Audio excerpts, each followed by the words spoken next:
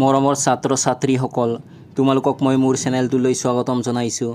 আজি মই অষ্টম শ্ৰেণীৰ অসমৰ ইতিহাস পাঠ্যপুথিৰ খণ্ড ৩ৰ পাঠ ১ অসমত ৰাজনৈতিক অস্থিৰতা আৰু ব্ৰিটিছ শাসনৰ আৰম্ভণি পাঠটোৰ অনুশীলনীৰ প্ৰশ্নসমূহৰ উত্তৰসমূহ আলোচনা কৰিম। গতিকে তোমালোকে ভিডিঅ'টো প্ৰথমৰ পৰা শেষলৈকে চাবা। অনুশীলনীৰ আৰম্ভণিতে দিয়া আছে তলৰ প্ৰশ্নবোৰৰ ১ নঙৰ পৰা ৫ নঙলৈ শুদ্ধ উত্তৰৰ কাষৰ গোল চিনটো পূৰ কৰা।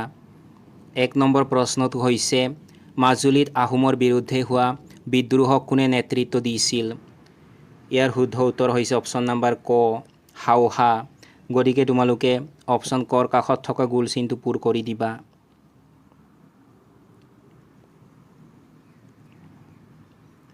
দুই নম্বৰ প্ৰশ্নটো হৈছে বৰণচন্দ্ৰ বৰফুকনক সামৰিক সাহায্য প্ৰদান কৰা মান ৰজাগৰাকীৰ নাম কি আছিল? ইয়াৰ শুদ্ধ উত্তৰ হৈছে অপশ্যন নম্বৰ গ বডৌপায়া। গতিকে তোমালোকে অপশ্যন গৰ কাষত থকা গোল চিনটো পূৰ কৰি দিবা।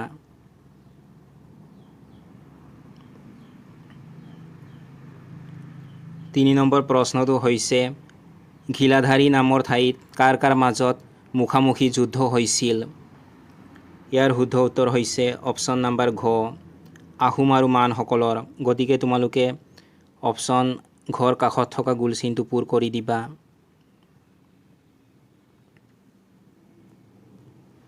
চাৰি নম্বৰ প্ৰশ্নটো হৈছে ১৮২১ খ্ৰীষ্টাব্দত মান সেনাই কাক স্বৰ্গদেউ পাতিছিল? ইয়াৰ শুদ্ধ উত্তৰ হৈছে অপশ্যন নম্বৰ খ যোগেশ্বৰ সিংহক। গতিকে তোমালোকে অপশ্যন খৰ কাষত থকা গোল চিনটো পূৰ কৰি দিবা।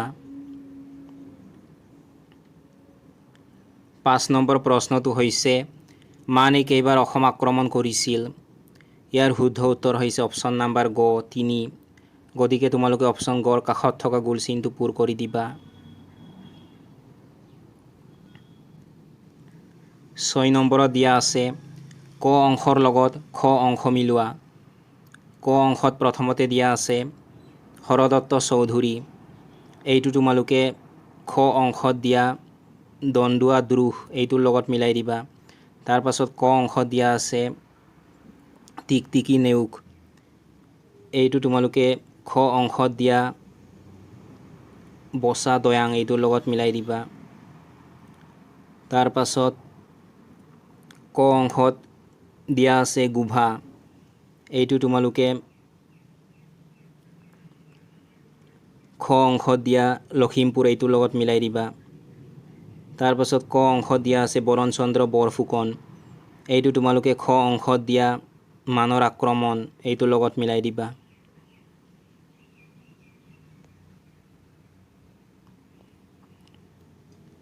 সাত নম্বৰত দিয়া আছে শব্দ শৃংখল।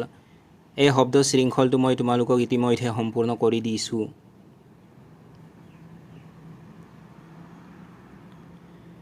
থিয়কৈ ক নম্বৰত তোমালোকে লিখিব লাগিব ব্ৰিটিছে উজনি অসমত মানৰ পৰা উদ্ধাৰ কৰা এখন ঠাই।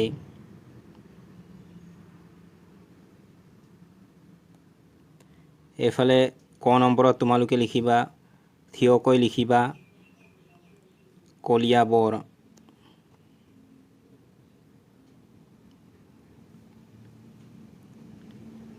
খ নম্বৰত দিয়া আছে মান ৰজাৰ এগৰাকী ৰাণী।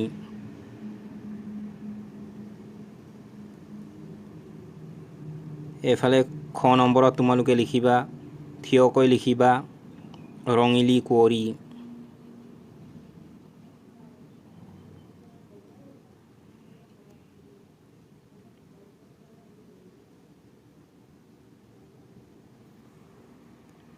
তাৰ পাছত পথালিকৈ গ নম্বৰত তোমালোকে লিখিব লাগিব ব্ৰিটিছ মানৰ সন্ধি হোৱা ঠাই।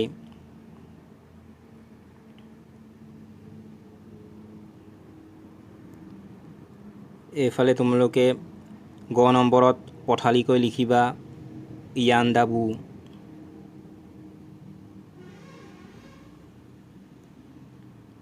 ঘ নম্বৰত দিয়া আছে এগৰাকী মান ৰজা। ঘ নম্বৰত তোমালোকে পথালিকৈ লিখিবা বডৌপায়া।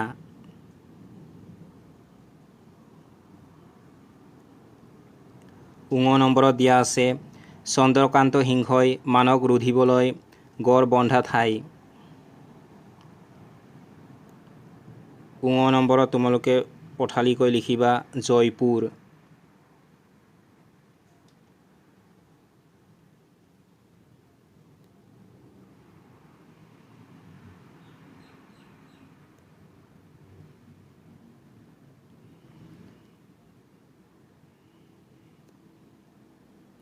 নম্বৰত দিয়া আছে চমু উত্তৰ দিয়া 30টামান শব্দৰ ভিতৰত। নম্বৰ প্ৰশ্নটো হৈছে কোনবোৰ ঘটনাৰ বাবে পূৰ্ণানন্দ বুঢ়াগোহাঁইয়ে বৰণচন্দ্ৰ বৰফুকনক দায়ী বুলি ভাবিছিল।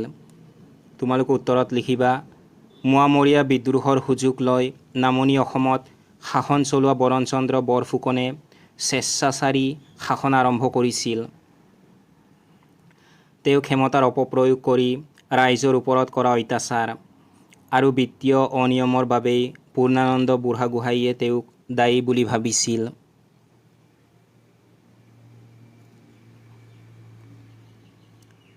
নম্বৰ প্ৰশ্নটো হৈছে অসমত মানৰ আক্ৰমণৰ বিষয়ে চমু টোকা লিখা। তোমালোকে উত্তৰত লিখিবা বৰণচন্দ্ৰ বৰফুকনৰ আমন্ত্ৰণত 1817 খ্ৰীষ্টাব্দত মান সেনাই প্ৰথমবাৰ অসম আক্ৰমণ কৰে। ইয়াৰ পিছত 1819 আৰু 1821 খ্ৰীষ্টাব্দত মানৰ দ্বিতীয় আৰু তৃতীয় আক্ৰমণ ঘটে। এই আক্ৰমণসমূহৰ ফলত অসমৰ স্বাধীনতা হেৰাই যায়, অপৰিসীম ধন জনৰ ক্ষয় ক্ষতি হয় আৰু অৱশেষত 1826 চনৰ ইয়াণ্ডাবু সন্ধিৰ জৰিয়তে ব্ৰিটিছ শাসনৰ সূচনা হয়।